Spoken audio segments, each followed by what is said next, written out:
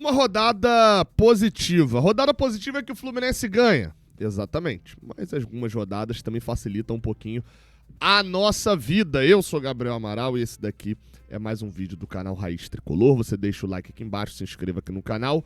O Fluminense venceu o Botafogo. Sim, o tabu acabou. Inclusive é hora da gente parar de falar desse tabu também, né? Porque a gente ficou 13 sem perder dos caras também. Não foi, meu Deus, né? Mas vamos lá, análise e resumão da rodada. Uma rodada do Campeonato Brasileiro que pegou muita gente de surpresa com alguns resultados, mas eu acho que mostram algumas tendências que o Campeonato Brasileiro já vem tendo, tá? Acho que, na verdade, o que vai mostrando é isso. São algumas tendências que o Brasileirão já vem tendo e que a gente precisa falar sobre elas. Então vamos lá, tá?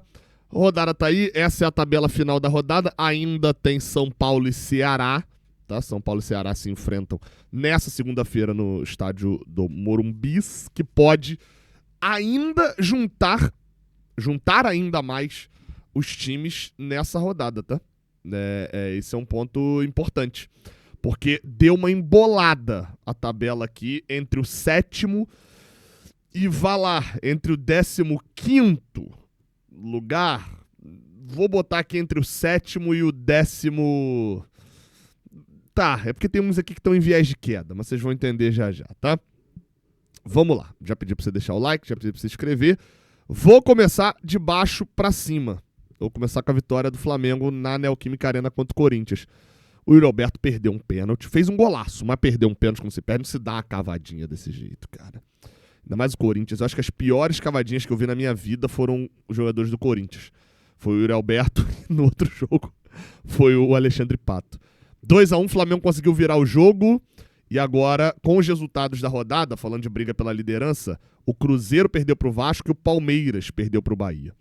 Com esses resultados nessa rodada, e detalhe, o Mirassol também perdeu, o Botafogo também perdeu. Ou seja, dos 5 primeiros, 4 perderam. Só o Flamengo ganhou. Isso dá uma distância grande pro Flamengo. O Flamengo, hoje, ele tá 4 pontos à frente do Cruzeiro e ainda tem um jogo a menos. E ele tá 5 pontos à frente do Palmeiras e tem um jogo a mais. Ou seja, se o Palmeiras ganhar esse jogo a mais, o máximo que ele chega a 52 ainda fica 2 pontos atrás. Então, hoje, o Palmeiras até é um virtual segundo colocado. Mas o Palmeiras não tem como mais ser líder.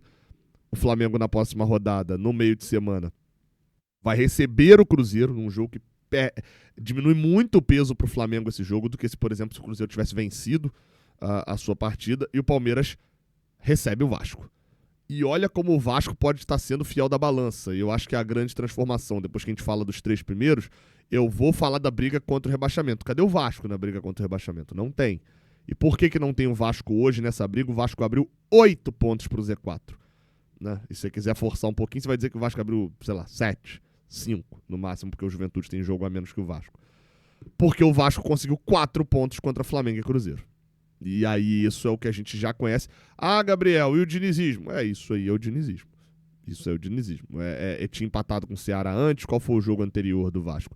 Venceu o Sport fora, ou seja, teve a sequência que era benéfica para si, né? Que era pegar o Lanterna fora de casa e um time que tava brigando lá embaixo dentro de casa, ou não lá embaixo, mas de meio de tabela dentro de casa, fez 4 pontos.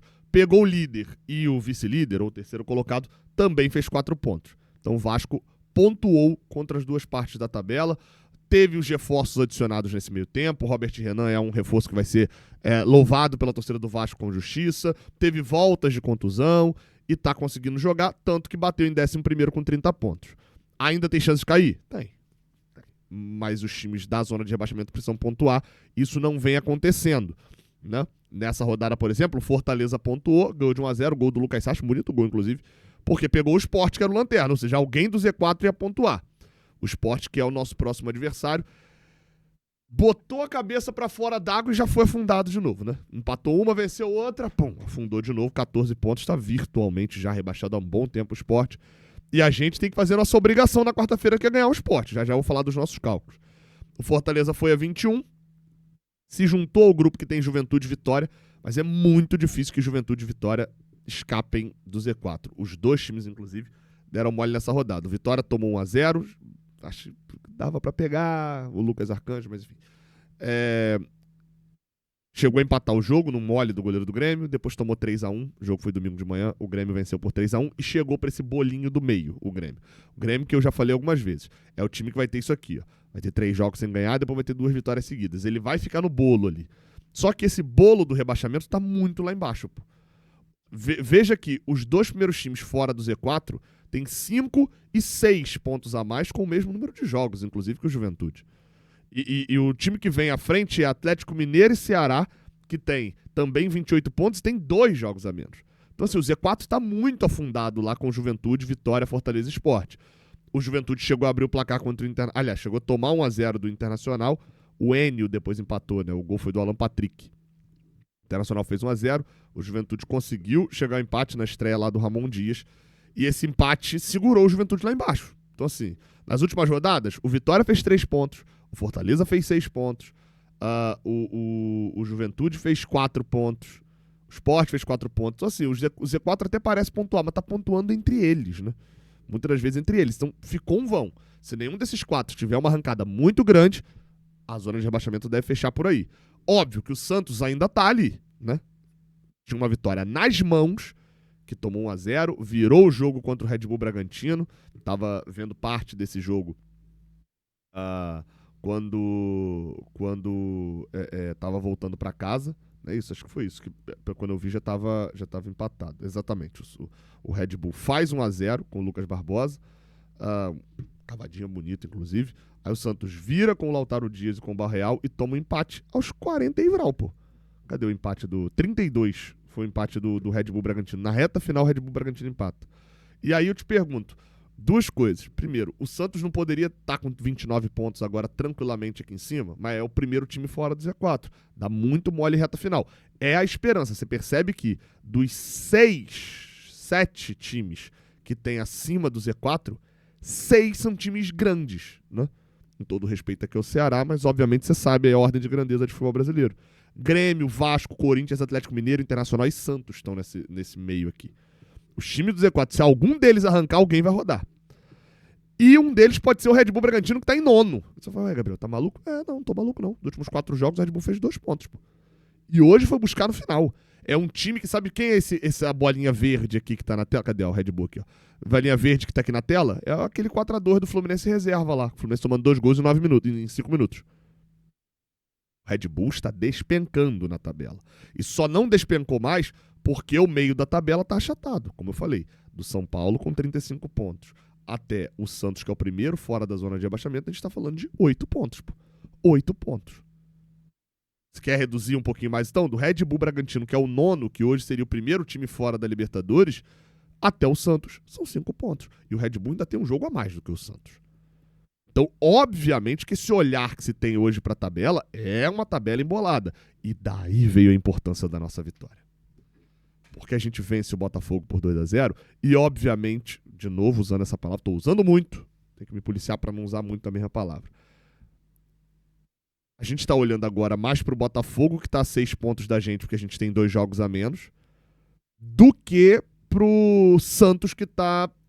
Não vou nem botar o Santos, não. Vou botar o Corinthians, que tá 5 pontos atrás da gente. Tá o Internacional, que tá 6 pontos atrás da gente. O Inter tá 6 pontos atrás da gente. Tá em 15º. A distância nossa pro Inter, que tá na beirola do Z4, ou pro Botafogo é a mesma. Mas a gente olha com muito mais chances de chegar lá no Botafogo. Tanto pelos jogos a menos, tanto pelo espírito dessa vitória com o Zubeldia. Então, são coisas que vão colocar a gente num olhar mais positivo no campeonato. Né? É nítido isso. Coloco aqui também o fato do Botafogo ter um treinador que a própria torcida não confia nada no treinador. O Ancelotinho perdeu mais um jogo e a impressão que passa pro botafoguense é que o Botafogo facilmente poderia estar em quarto. Talvez não disputando o título, mas facilmente poderia estar em quarto. Coisas que aconteceram nessa rodada que surpreendem todo mundo. O Mirassol perdeu. E o Atlético Mineiro descobriu que é mais fácil para ele estando com 10 do que o adversário. Teve um expulso, o Júnior Alonso foi expulso. No intervalo do jogo, o Atlético já ganhava por 1-0 e ganharam do Mirassol. O Mirassol massacrou o Atlético, mas não chegou no gol. Perderam o jogo, é só a 4ª derrota do Mirassol. Isso é muito absurdo, gente. Isso é muito absurdo. É o 2º melhor ataque do Campeonato Brasileiro com 41 gols e passou zerado. Uma das poucas vezes que isso aconteceu no Brasileirão. O G4 não tá consolidado, tá? Acho que o G3 tá. Mas Mirassol, Botafogo e Bahia, que venceu o Palmeiras. Eu falei da derrota do Palmeiras, eu não falei da vitória do Bahia. Gol do Ademir, né? Numa Fonte Nova, que mais uma vez fez a diferença. 1-0, esse jogo foi no mesmo horário do jogo do Fluminense, depois eu vi ali alguns lances desse jogo. O Bahia, que vinha de 3 jogos sem ganhar, ganhou. E aí você vê, olha como é que tá a situação ali em cima. O Botafogo é o único que tem 25 jogos, o Bahia tem 40 pontos, o Mirassol tem 42. Óbvio que eu torço pro Mirassol também não ganhar esse jogo, porque esse jogo é contra a gente. Mas imagine só, se esse jogo atrasado do Mirassol, o Fluminense consegue ganhar lá. O Fluminense, neste momento, teria 37 pontos, estaria 5 atrás do Mirassol e ainda teria o jogo a menos contra o Ceará. Então, neste momento, a análise que eu faço é o seguinte da tabela do Brasileirão. Você tem 3 na parte de cima, e vão ficar lá, dificilmente um desses 3 vai sair do top 3. Você tem um bolo com Mirassol, Botafogo e Bahia, que completam hoje o G6, e tem São Paulo e Fluminense em um viés de alta. No geral, São Paulo tem 2 derrotas nas últimas 3 rodadas, mas está saindo de uma competição igual o Fluminense está agora, né? Saindo de uma competição sul-americana, vai focar só no Brasileirão. E no caso do São Paulo não tem nem a Copa do Brasil no final do ano, é só o Brasileirão mesmo. Então deve ter um viés um pouco mais de alta. Esses 2 times vão ter que decidir se eles estão no grupinho que vai brigar com Bahia, Botafogo e Mirassol, ou se eles vão ficar aqui nesse nosco fosco, esperando uma vaga cair do céu pelo título da Libertadores do Flamengo ou do Palmeiras, ou pelo título da Copa do Brasil do Cruzeiro, no caso do São Paulo, o Fluminense ainda pode conquistar, e é isso. Ou se vão desembestar a perder e vão cair o ritmo, porque os 2 não estão seguros. O Fluminense venceu o Botafogo, chegou ao grupo de São Paulo. São Paulo precisa vencer o Ceará. São Paulo perder pro Ceará, São Paulo vai estacionar ali e a próxima rodada vai ser crucial para eles. Que aí o Ceará vai ter 31, vai ficar Bragantino 32, Grêmio 32, Ceará 31, fora que os times que estão com 24 jogos vão recuperando seus jogos. São Paulo, por exemplo, é um deles que precisa recuperar jogo ainda. Pra mim hoje, do Bragantino até o Santos, é o grupo do se fizer muita merda, pode ser ameaçado de cair, se fizer muita coisa certa, pode até ser ameaçado de ir pra uma Libertadores. E Juventude, Vitória, Fortaleza Sport estão lá embaixo. O Fluminense precisa ter um ritmo de pontuação melhor do que tem hoje para ir para a Libertadores. Olha aí a minha tabelinha planejada do Fluminense. Ó, vou botar aí na tela para vocês. Minha tabela planejada para a gente ir para a Libertadores. Eu planejava, o Fluminense precisava chegar a 58 pontos. Tá? Os últimos cálculos dão 57 para ir para a Libertadores, sendo 6º colocado do Brasileirão. Mas eu tô fechado ainda com 58. Eu planejava que a gente, para chegar a 58 pontos, precisava fazer 5 pontos nessa última sequência. O Fluminense está fazendo 6. Tá ganhando o Botafogo, que eu esperava um empate, ganhou o Vitória, que eu esperava um empate, e perdeu pro Corinthians em casa, porque o Renato poupou o time. Agora o Fluminense vai para 2 jogos, onde eu espero 6 pontos. O Sport fora de casa, a Ilha do Retiro e tal, pelo que eu tô vendo, não deve ser grande público na Ilha do Retiro, e o Sport sentiu muito a derrota pro Fortaleza. Então o Fluminense tem que ir lá e fazer o quê? Ter pena? Não. Esmagar, vencer e ser autoridade contra o Sport mesmo fora de casa, porque é um time que faz uma campanha pífia no Brasileirão. E recebendo o Atlético Mineiro, não dá pra normalizar o Atlético Mineiro como se fosse ainda um favorito pelo título. Não, gente. Vou voltar pra tabela do campeonato. O Atlético Mineiro acabou de ganhar um jogo do Campeonato Brasileiro e ele é 14º colocado. Óbvio, com jogos a menos pode subir, mas é isso. Nos próximos 3 jogos, eu vou botar aqui a conta do Mirassol fora de casa também, que eu lá não projeto ponto. Os próximos 3 jogos, o Fluminense precisa fazer 6 pontos de novo. Fez 6 pontos, ganhando o Sport, perdeu do Atlético Mineiro em casa e ganhou do Mirassol fora. Pro cálculo da Libertadores tá beleza. A análise de campo, a análise de sequência é outra história. Por exemplo, perder pro Botafogo e ganhar do Corinthians era outro clima aqui agora, né? Óbvio. Você ganhar de um time do seu próprio estado, etc., um clássico é outra história. Mas pensando em Libertadores, o Fluminense precisa de 6 pontos nos próximos 3 jogos.